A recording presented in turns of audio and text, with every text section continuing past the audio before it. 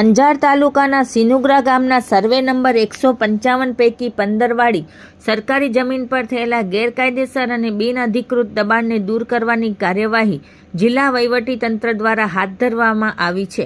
પ્રાંત અધિકારી અંજારની અધ્યક્ષતામાં યોજાયેલી બેઠકમાં મળેલી સૂચનાઓ મુજબ પોલીસ વિભાગ તરફથી આપવામાં આવેલ યાદી અનુસાર અસામાજિક પ્રવૃત્તિઓ સાથે સંકળાયેલા ઇસમોની ગેરકાયદેસર મિલકતોની સ્થાનિક સ્તરે ચકાસણી કરવાની કામગીરી હાથ ધરવામાં આવી હતી. આ દરમિયાન દાઉદ બચ્ચુ કકલ દ્વારા સરકારી જમીન પર ગેરકાયદેસર દબાણ કરવામાં આવ્યું હોવાનું ધ્યાનમાં આવતા લેન્ડ ગ્રેબિંગ એક્ટ હેઠળ રજૂઆત કરવામાં આવી હતી. નાયબ કલેક્ટર અંજાર દ્વારા ગુજરાત લેન્ડ રેવન્યુ કોડની કલમ 61 હેઠળ કાર્યવાહી કરવા સૂચના આપવામાં આવતા મામલતદાર અંજાર દ્વારા દબાણકર્તાને જમીનની માલિકીના પુરાવા રજૂ કરવા નોટિસ પાઠવી પૂરતી મુદત આપવામાં આવી હતી. જોકે દબાણકર્તા દ્વારા કોઈપણ પ્રકારના માલિકીના પુરાવા રજૂ કરવામાં આવ્યા ન હતા.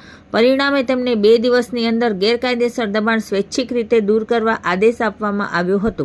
આદેશનું પાલન ન થતાં મામલતદાર અંજાર દ્વારા લેન્ડ રેવન્યુ કોડની કલમ 202 હેઠળ વધુ એક નોટિસ પાઠવવામાં આવી હતી. તેમ છતાં દબાણ દૂર કરવામાં ન આવતા આજરોજ તારીખ 6 જૂન 2026ના રોજ કલેક્ટર કચ્છ ભુજ અનિલ રાણાવસિયા તથા નાયબ કલેક્ટર અંજાર S.J. ચૌધરીના માર્ગદર્શન હેઠળ મામલતદાર Anjar B.V. Chavda, circle officer Anjar, નાયબ મામલતદાર તેમજ પોલીસ વિભાગના પૂરતા બંદોબસ્ત સાથે સ્થળ પર દબાણ હટાવવાની કાર્યવાહી હાથ ધરવામાં આવી હતી. આ કામગીરી દરમિયાન સિનુગ્રા ગામની સરકારી જમીન પર થયેલું અંદાજે 125 ચોરસ મીટર રહેણાંક તથા 5059 ચોરસ મીટર વાણિજ્ય હેતુનું ગેરકાયદેસર દબાણ દૂર કરવામાં આવ્યું હતું.